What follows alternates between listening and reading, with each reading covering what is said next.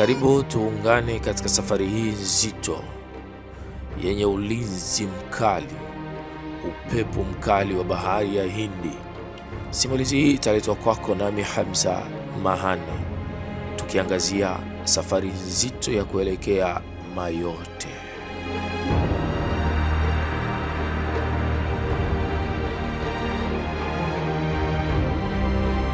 Watu wengi hutafuta njia rahisi kwao ili kuweza kuingia katika bara la Ulaya, lakini mbali na hayo, wako ambao wanaopita katikati ya pori ili kuweza kuzifanikisha ndoto zao, lakini wako ambao wanaopita ndani ya bahari ya Hindi, lakini vifo vinavyotokea na taarifa kwao haviwakatishi tamaa. Lakini je, wakaweza kulivuka anga hili lenye ulinzi mkali wa juu?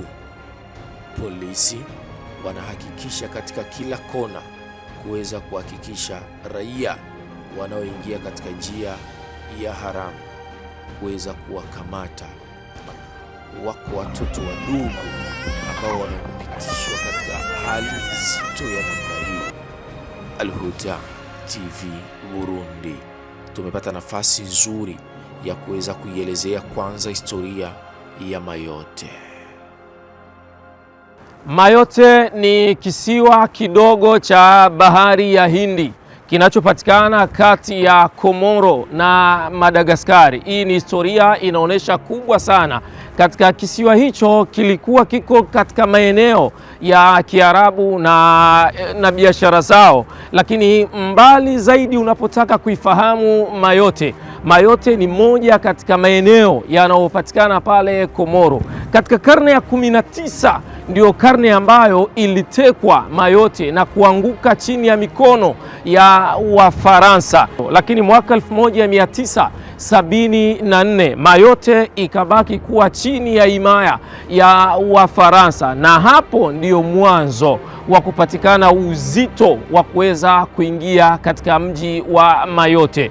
Viongozi wa Ufaransa wakahakikisha, wakaweka sheria ngumu kweli kweli. Moja, kupatikana kwa visa ya kuweza kuingia Mayotte, kwa sababu unapoingia Mayotte tafsiri yake ni sawasawa umeona mlango wa Ufaransa. Nini raia kutoka katika bara la Afrika, nini raia wanaotamani na wao kupasua anga na kuweza kuingia katika kisiwa hicho cha Mayotte. Ndoto za watu wengi wanatamani kuweza kufika Mayotte. Karibu kupitia Al-Huda TV Burundi ni kuonesha sasa rasmi namna watu wanachana bahari na kuweza kuingia Mayotte. Ndoto yako ni hiyo, unatamani pia nawe kuwa moja katika watu, lakini taarifa ya mwisho ili niingie moja kwa moja katika tukio, wiki inayokwisha zaidi ya raia kadhaa wa Burundi wakiwemo 3 waliteketea kupitia ndani ya kisiwa hicho cha bahari ya Hindi, lakini kadhalika Wakongomani zaidi ya 10 na wao waliteketea kupitia bahari hiyo ya Hindi.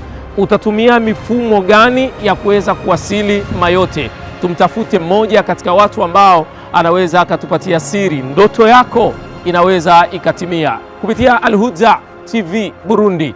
Mimi ni Hamza Mahane.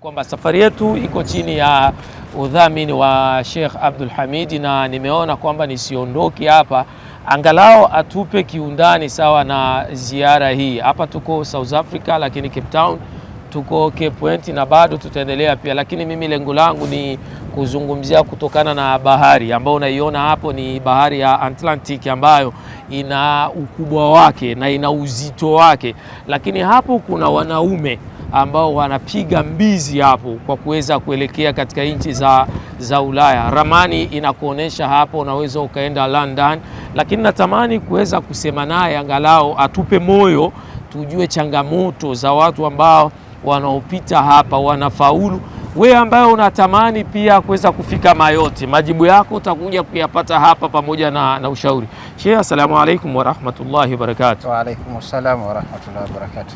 Wanatutazama raia wapambanaji ambao ndoto zao wanaamini kwamba shida walizokuwa nazo waweze kufanya zafa, kubadilisha maisha kutoka Afrika na kuweza kuelekea. Tuiangazie bahari ambayo unavyoiona inapumua, inasema, na ukitazama namna mikono yake inavyokimbia hapa, kuna uzito. Ni rasmi kwamba kuna watu ambao wanapiga mbizi hapa na kuelekea Ulaya. Alhamdulillah thumma alhamdulillah wassalatu wassalamu ala rasulillah wa alihi wa lahu wa baad. Kwanza ni kweli bahari hii, hichi ni kipindi cha mwezi wa 3 na huu si upepo kwa maana ya upepo huu uliokushtua, si upepo. Allahu akbar. Kipindi cha upepo hasa rasmi bado hakijaanza. Yaani upepo ukiwepo, wimbi hili huwa linageuka kuwa kama nyumba, kama mlima kubwa zaidi mara 10 ya hili. Kwa hivyo hali ya usalama wa bahari huwa ni hatari zaidi kipindi hicho. Ikiwa hili tu limekuogopesha, basi unapata picha ya ni kiasi gani bahari inakuwa hatari katika wakati huo. Tunaomba kusema jambo moja kwamba uhangaikaji ni sehemu ya mafunzo ya dini. Dini inaturuhusu kuhangaika, kutafuta, lakini uhai una thamani zaidi kuliko kile tunachokitafuta.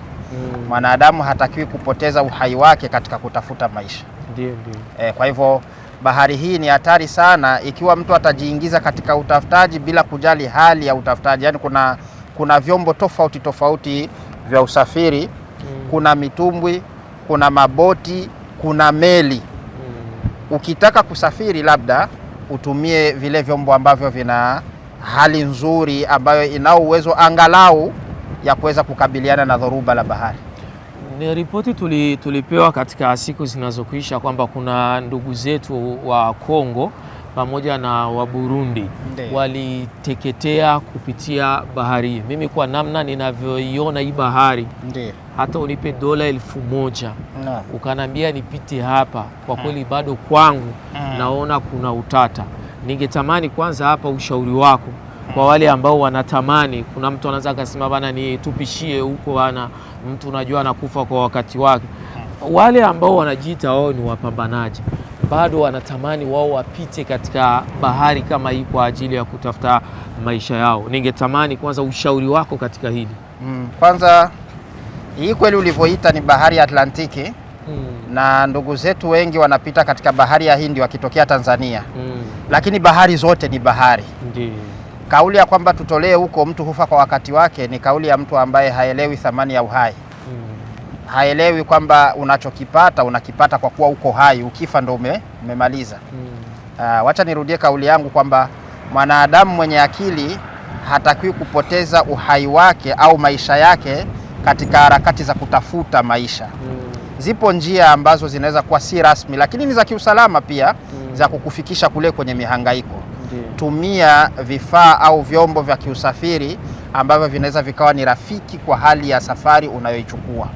Neno lako Sheikh hapo kwamba viko vifaa ambavyo ni rasmi. Tafsiri yake kwanza hapa, mtu lazima ujizatiti kupata vitambulisho, sheria za nchi husika ambayo huko hemo, kutokutumia njia za magendo, njia za panya kabisa. Hizi njia za mkato kwanza kidini zinaruhusiwa? Kwa mujibu wa sheria ya dini, njia hizi ambazo zinaingiza ulaghai ndani yake, sheria ya dini haiziruhusu. Ingawa wengi tumefanya au tunafanya njia hizo katika kutoka pahala kwenda pahala pengine, ni ghishi tunafanya. Watu tunaona kwamba kuidanganya mamlaka ya nchi si dhambi kama ambavyo ingekuwa kwenye masala ya dini, lakini ni dhambi. Zote ni dhambi. Kwa hivyo pamoja na kuwa ni dhambi, tayari tunaona ni hatari kwa uhai wa sisi watafutaji au wahangaikaji. Tupende uhai wetu zaidi kuliko pesa. Sheikh Abdul Hamid anaelezea kwamba tupende uhai wetu kuliko pesa. Sheikh, kuna watu wana changamoto ya maisha, krizi ni kubwa sana, ambao katika nchi zetu hizi kuna mtu anaamini kwamba akienda Ulaya ndo amepata maisha. Kuna mtu ambaye anaamini kwamba nikibaki hapa South Africa au Burundi wala Kongo siwezi nikapata maisha. kiumaumbile, namna gisi Mungu alivyotuumbia, riski yetu ni lazima nende nikaitafute Ulaya nikaifate, au riski yangu mimi popote naweza nikaipata? Kwanza inategemea na uelewa wa watu kuhusu riziki au mafanikio ya kimaisha ni nini, kwa sababu katika hizi hatua za kwenda Ulaya kwenye kutafuta, kuna mtu anakuwa ameshanunua kiwanja, ameshajenga nyumba, ana gari ya kutembelea, vyote hivi anaviuza ili akaanze moja huko Ulaya. Akishafika huko, anachokipata anakuja kutafuta hivi alivyokuwa navyo. Hii inategemea na akili ya mtu ni aina gani, lakini ikiwa ni timamu huwezi ukafanya hivi, kwa sababu uhai huwa haurudishwi nyuma. Umri tulionao haurudi nyuma. Ikiwa umeshahangaika, umepata pahala ulipojenga, unaweza kupanga mbavu zako ukaishi, ya nini kujiingiza kwenye matatizo ili uende ukatafute tena nyumba kwa kuuza kwanza hii ulionayo? Tuache kuchezea uhai. Kifo nacho kiko mbele. Amezungumza shehe wangu Sheikh Abdul Hamid kwamba haya ni maelezo mafupi kwa wewe ambaye unatamani sana kwenda Ulaya, Mayotte pamoja na sehemu zingine. Ndugu yangu, uhai una thamani iliyokuwa kubwa sana. Katika hii safari mimi nimejifunza kitu kikubwa kama wimbi hili ambalo mimi naliona, na washauri vijana wenzangu tupambane hapo ambapo tuko nyumbani. Kama uko South Africa, uko Burundi, juhudi zako ndio mafanikio yako. Pambana, amini kwamba riski yako Mungu atakupatia. Tuendelee sasa, tupande juu kabisa katika mlima wetu ambao tunaelekea Cape Point. Huko tutajifunza mambo mengi. Sheikh, sisi tunashukuru na Mungu endelee kukubarikieni katika mengi. Asante. Ulipatia Sheikh.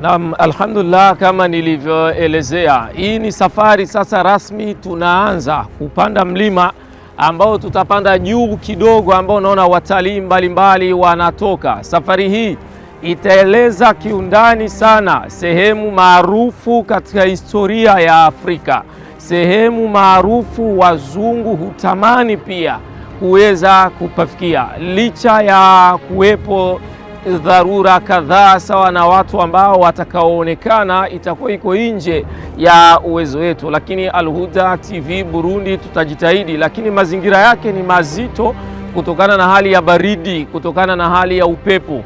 Hapa ndo nataka ni upande huyu mlima ambao kwa mwendo wa wastani ambao ukienda taratibu ni sawa na dakika 45, lakini kwa mtu ambaye anayezoea mazoezi anaweza akapapanda kwa dakika 20. Lakini mimi nitajitahidi kadri na hali kwa uzito ambao utakaopatikana. Lengo langu ni kuweza kuripoti, lengo langu ni kuweza kuiwakilisha Burundi katika maeneo haya, hususan katika TV online za Kiislamu.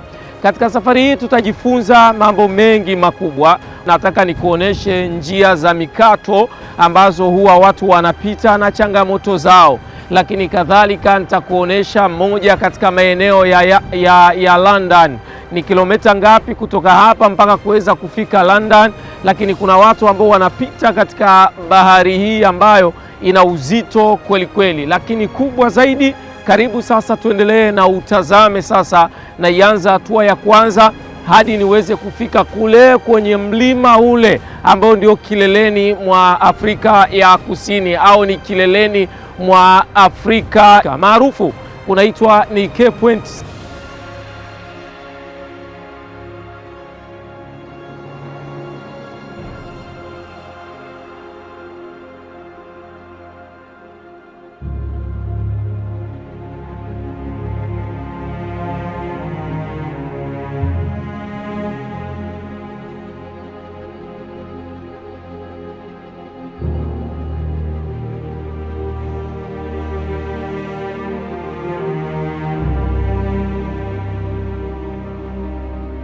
Hatimaye rasmi niko katika kilele cha mlima huu wa Cape Point. Hapa ndio mwisho wa Afrika, ambao anayepatikana Burundi, anayopatikana Ufaransa, anayepatikana maeneo yote hapa niliposimama, zaidi ya hapa hakuna sehemu nyingine ya Afrika. Upepo ni mwingi kweli kweli, lakini nilichojifunza, ramani inaonyesha kwa mtu ambaye anatamani kwenda London, baada ya kutoka hapa ni kwenda katika bara lingine.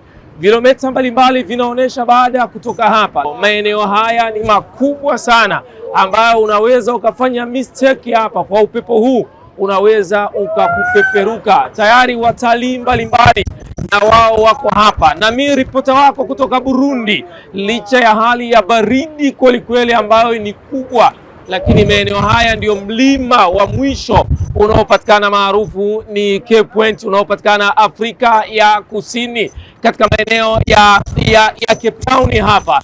Nashukuru Mungu kwa kuungana na wenzangu, nashukuru Mungu kwa kuungana na viongozi ambao walioweza kutufikisha hapa, ndio wadhamini wakubwa wa ziara na safari hii, chini ya usimamizi wa Masjid Muzdalifa pamoja na Masjid Muhajiruna. Sheikh Abdallah ni mmoja katika watu ambao walihakikisha kwamba Al Huda TV Burundi na sisi tunafika hapa. Sheikh Abdul Hamidi na yeye amehakikisha kwamba kijana wake kutoka Burundi na yeye amewasili hapa katika mlima huu wenye historia kubwa sana duniani. Watalii mbalimbali kwao ni tabasamu. Nashukuru Mungu tayari tuko hapa Afrika ya Kusini, ni Cape Town hapa, raia kutoka Burundi. Mimi ni Hamza Mahane. Al Huda, mwongozo wa jamii.